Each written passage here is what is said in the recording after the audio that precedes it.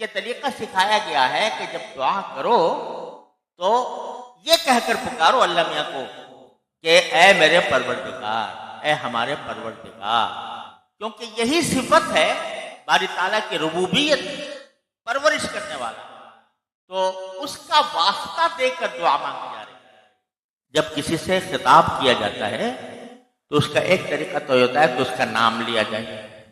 اے فلاں، اور ایک طریقہ یہ ہوتا ہے کہ اس سے میرا جو رشتہ ہے اس رشتے کا حوالہ دے کر مانگا جائے۔ اب ایک باپ ہے وہ اپنے بیٹے کو پکارتا ہے اس کے نام سے، تو اس میں اتنا مزہ نہیں، لیکن اگر کہے بیٹا تو اس کے اندر ایک اپنائیت ہے، ایک پیار ہے، اور اس رشتے کا حوالہ دے دیا جا رہا ہے جو اس کے ساتھ ہے۔ اسی طرح باپ کو اگر پکارے کوئی شخص تو ایک صورت یہ ہے کہ اس کا نام لے کر کہے فلاں صاحب، لیکن اگر کہے ابا جان، کہے ابو، تو اس میں پیار زیادہ ہے۔ مجھے یاد آیا حضرت شیخ الاسلام علامہ شبیر احمد صاحب عثمانی رحمۃ اللہ علیہ، ہم بچے تھے تو وہ ہمارے گھر تشریف لایا کرتے تھے، اور ہماری جو دادی تھیں ان کو وہ ممانی کہتے تھے،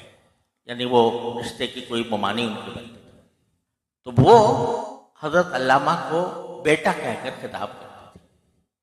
تو وہ فرمایا کرتے تھے کہ میں یہاں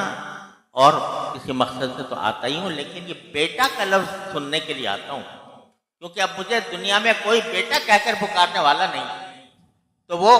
کیونکہ اس میں جو اپنائیت ہے، اس میں جو لطف ہے، وہ شاید ان کو شیخ الاسلام کہا جاتا تھا، علامہ کہا جاتا تھا، اس میں ان کو اتنا مزہ نہ آتا ہو جتنا بیٹا کے لفظ سے مزہ آتا۔ تو جو رشتہ ہوتا ہے مخاطب سے، اس رشتے کے حوالے سے اگر خطاب کیا جائے تو اس میں اپنائیت ہے۔ تو اللہ تعالیٰ نے ہمیں فرمایا کہ جب تم مجھ سے کچھ مانگو تو اس رشتے کا حوالہ دے کر مانگو جو میرا تمہارے ساتھ ہے۔ وہ رشتہ کیا ہے کہ میں رب ہوں تمہارا، میں تمہارا پروردگار ہوں، میں تمہیں پالنے پوسنے والا ہوں، رب بنا کہہ کر پکارو۔